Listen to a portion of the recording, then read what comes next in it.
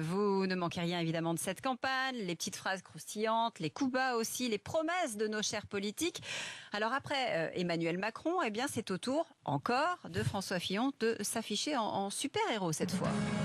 C'est moi ou le chaos, c'est ce qu'il a confié hier aux parlementaires. Le candidat de la droite et du centre convaincu d'être le seul à pouvoir faire gagner son parti. Sans lui, c'est la débâcle, malgré cette affaire d'emploi fictif. Manque de bol, une archive circule sur la toile.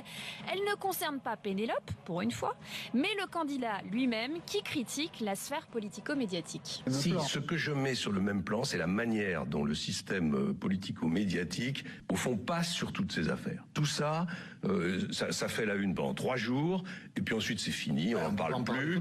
Et moi, sur le terrain, je rencontre tous les jours des gens qui me disent, moi, quand je passe devant le radar, je paye.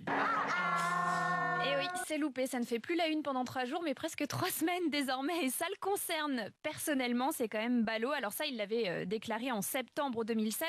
Faut dire qu'il n'est pas très aidé par son entourage en ce moment. Les conjurés se multiplient, on l'a vu, d'autres tentent de le défendre, mais c'est pas simple. Virginie Calmel, sa conseillère hier, tentait de minimiser les 3 770 € nets mensuels de Pénélope Fillon. Les sommes qui ont été mises sur la table ont pu choquer les gens.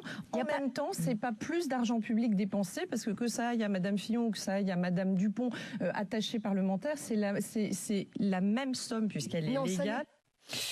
C'est pas tout à fait pareil, Madame Dupont, Madame Fillon, sachant que le salaire mensuel moyen, on l'a vu, d'un attaché parlementaire, c'est proche des 1 500 €. Et puis surtout, on ne sait pas si c'est un vrai travail, toujours la question. Ouais, et puis les nouvelles révélations du canard enchaîné aujourd'hui sur, cette fois, le porte-parole de François Fillon n'arrange rien, hein, Pauline.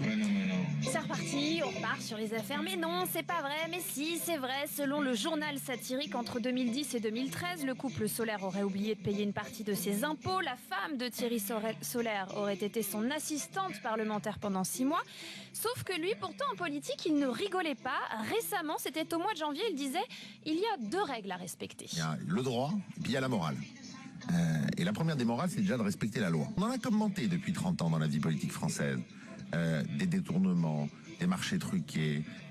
Bah voilà, il est concerné, il ne respecte pas la loi. Le député des Hauts-de-Seine réfute tout de même ces accusations et va porter plainte. Alors, empêtrée dans toutes ces affaires, la droite tente de faire diversion comme elle peut. Oui, et à ce petit jeu, le député Les Républicains des Alpes-Maritimes, Éric Ciotti, est plutôt doué. Hier, l'ancien proche de Nicolas Sarkozy est apparu terrifié, pétrifié par le candidat Macron. J'ai envie de dire, ça fait peur.